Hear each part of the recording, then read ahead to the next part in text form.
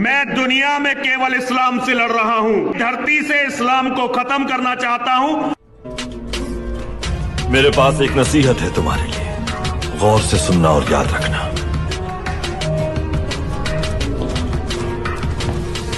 उस जंग के बारे में मत सोचो जो तुम जीत नहीं सकते कभी, क्योंकि उस जंग का नतीजा सिर्फ तुम्हारी शर्मिंदगी होगी और कुछ नहीं। बहुत बहुत खैर मकदम है आपका, आपके अपने इस्लामिक न्यूज़ के डिजिटल प्लेटफॉर्म आई न्यूज़ पर। उस जंग के बारे में कभी मत सोचना जो तुम जीत नहीं सकते। इस वीडियो में एक पैगाम है उन लोगों के लिए जो इस्लाम और मुसलमानों को ख़त्म करने का ख्वाब देखते हैं। यही ख्वाब अबू जहल ने भी देखा था, यही ख्वाब अबू लहब ने भी देखा था, यही ख्वाब न जाने कितने लोग आज संजोए हुए हैं। आजकल जो भौंक रहे हैं ना, मैं उनका नाम यहाँ नहीं लेना चाहता, पर मुझे पता है हमारी ऑडियंस बहुत समझदार है। उनकी औकात तो हमारे लिए एक पागल कुत्ते के बराबर भी नहीं। बड़े बड़े तुर्रम खां आए इस्लाम को मिटाने के लिए, पर इस्लाम मजबूती के साथ कायम है और इंशाअल्लाह क़यामत तक कायम रहेगा। इस्लाम की हक़ानियत की दलील है कि आज इस्लाम दुनिया का दूसरा सबसे बड़ा और सबसे तेज़ी से फैलने वाला मज़हब है। मैं तुम्हारी तरह कोई भड़काऊ भाषण नहीं दूंगा, क्योंकि इस मुल्क का मुसलमान अपने मुल्क से मोहब्बत करता है और इस मुल्क की बका की खातिर अपनी जान भी दे सकता है। और इतिहास गवाह है, जब तुम्हारे आका, तुम्हारे गुरु, जिसके तुम पैरोकार हो, अंग्रेज़ों से माफ़ी मांग रहे थे, उस वक्त हमारे अकाबिर अंग्रेज़ों के ख़िलाफ़ जिहाद का फतवा दे रहे थे। कान खोल कर सुन लो माफ़ी वीर की औलादो, जब हज़रत मुफ्ती महमूद रहमतुल्लाह अलैह ने अंग्रेज़ हुकूमत के ख़िलाफ़ फतवा दिया और अंग्रेज़ों ने उन्हें माल्टा की कैद में डाल दिया। ये वही जेल है जहाँ तुम्हारे माफ़ी वीर भी थे। अंग्रेज़ों ने हज़रत मुफ्ती साहब रहमतुल्लाह अलैह से कहा कि अगर मुफ्ती साहब अंग्रेज़ हुकूमत के ख़िलाफ़ दिया हुआ फतवा वापस ले लें और माफ़ी मांग लें तो मुफ्ती साहब को छोड़ा जा सकता है। इस पर मुफ्ती साहब ने कहा कि महमूद जेल का जुल्म तो बर्दाश्त कर सकता है, पर मुल्क के साथ गद्दारी नहीं कर सकता।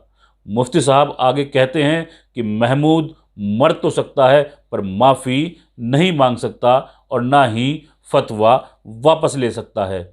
बहुत फ़र्क है तुम माफ़ी वीरों और उन आज़ादी के मतवालों में जिन्होंने इस मुल्क के लिए अपनी जानों के नजराने पेश किए। और सुनना चाहते हो तो सुनो 1857 की जंग, जब अंग्रेज़ों का जुल्म अपने परवान पर था, उस वक्त एक इंसान उठा, उसने कलम उठाया और अंग्रेज़ों के ख़िलाफ़ लिखना शुरू किया। जिस अखबार में वो मर्द मुजाहिद अपनी कलम से अंग्रेज़ों की बखिया उधेड़ रहा था, उस अखबार का नाम था अखबार दिल्ली। अंग्रेज़ हुकूमत की चूल्हे हिला देने वाले इस मर्द मुजाहिद से घबराकर अंग्रेज़ हुकूमत ने उन्हें 14 सितंबर 1857 को गिरफ़्तार कर लिया और माफ़ी मांगने को कहा। पर मर्द तो मर्द होता है। उस मर्द मुजाहिद मौलवी बाकर ने अंग्रेज़ों के सामने घुटने नहीं टेके, जिस वजह से 16 सितंबर 1857 को मेजर हडसन के आदेश पर मौलवी बाकर को तोप के मुहाने पर बांधकर तोप चला दी गई।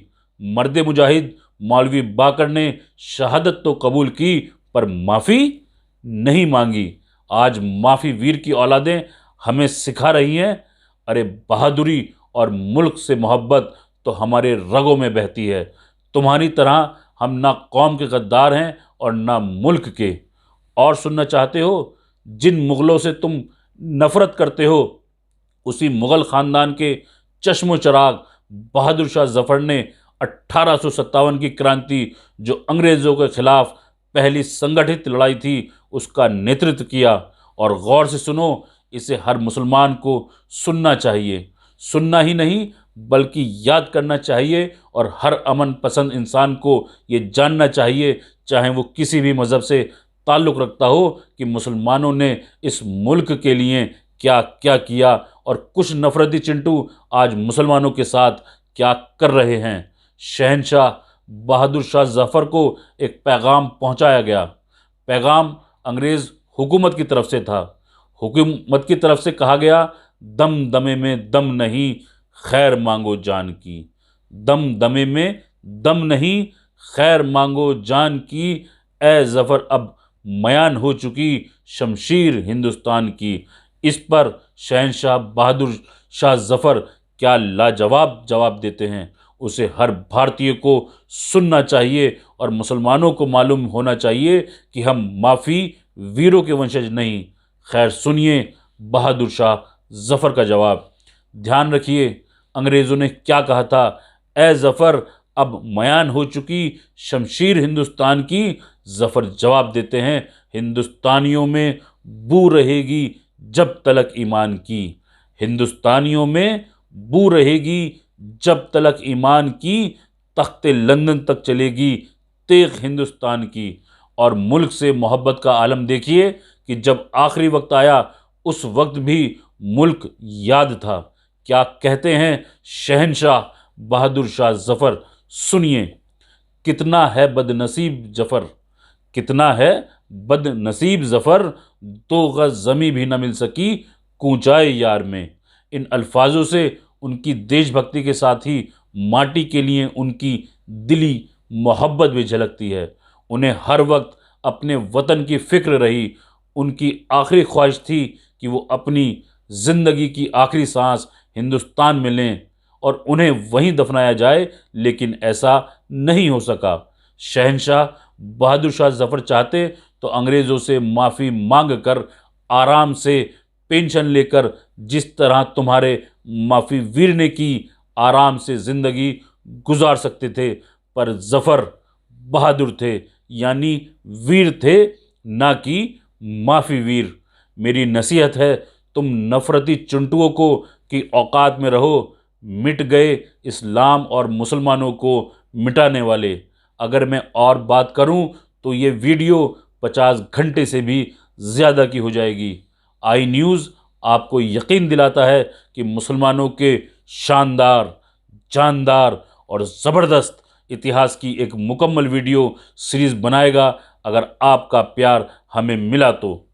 अगर हम आप तक अपनी बात पहुंचाने में कामयाब हुए हैं तो इस वीडियो को शेयर कीजिए, लाइक कीजिए, सब्सक्राइब कीजिए और बेल आइकन का बटन ज़रूर दबाइए ताकि हमारी अगली वीडियो आप तक पहुंच सके। आपको हमारी बात पसंद आए या ना आए, कमेंट ज़रूर कीजिए। आपका होस्ट एंड दोस्त आसिफ